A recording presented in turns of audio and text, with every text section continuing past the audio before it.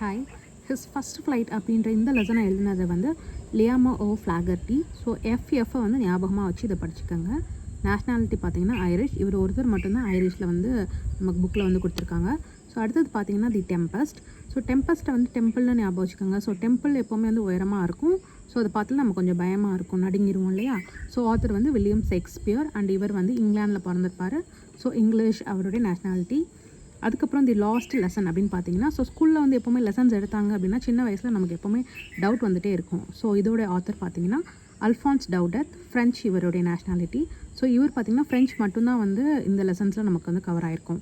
So அடுத்தது பார்த்திங்கன்னா the little hero of Holland. So little hero அப்படின்னு பார்த்தீங்கன்னா வந்து டாக் அப்படின்றத ஞாபகம் வச்சுக்கோங்க. ஸோ எல்லார் வீட்லேயுமே ஒரு சின்ன ஒரு நாய்க்குட்டி வந்து எல்லாருக்குமே ஃபேமிலியில் எல்லாருக்குமே பிடிக்கும். ஸோ வந்து நம்மளுடைய லிட்டில் ஹீரோ யாருன்னு பார்த்தீங்கன்னா டாக். ஸோ மேரி மேப்ஸ் டாஜ் அப்படின்றவங்க. ஸோ எங்களோட நேஷ்னாலிட்டி வந்து அமெரிக்கன். ஸோ அதுக்கப்புறம் தி டையிங் டிஜெட்டிவ் அப்படின்ற இந்த லெசனுடைய ஆத்தர் பார்த்தீங்க அப்படின்னா கொனால் டயோல் அப்படின்றத ஞாபகம் வச்சுக்கோங்க. ஸோ இதுவும் டிடி அப்படின்னு ஞாபகம் வச்சுக்கோங்க. ஸோ இவருடைய nationality British. The learning the game அப்படின்றது பார்த்தீங்கன்னா சச்சின் டெண்டுல்கர். ஸோ அவர் வந்து இந்தியன். ஸோ நம்ம எல்லாருக்குமே தெரியும். The cat and the pain killer. அப்போ இதுக்கு பார்த்தீங்கன்னா மார்க் ட்வைன்.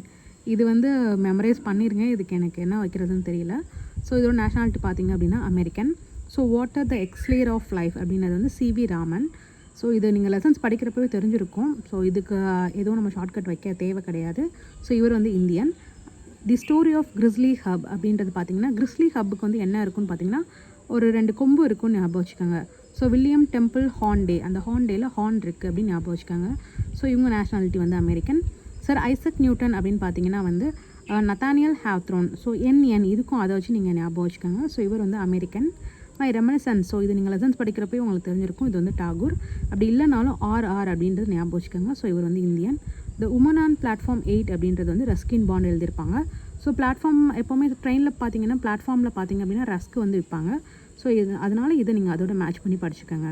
ஸோ அதுக்கப்புறம் நோஸ் ஜுவல் பார்த்தீங்கன்னா ராஜகோபாலாச்சாரி.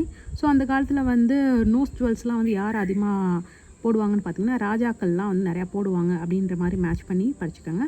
ஸோ இவங்க வந்து இந்தியன். அதுக்கப்புறம் பர்த்டே லெட்டர் அப்படின்னு பார்த்தீங்கன்னா நேரு, அவங்க வந்து இந்தியன்.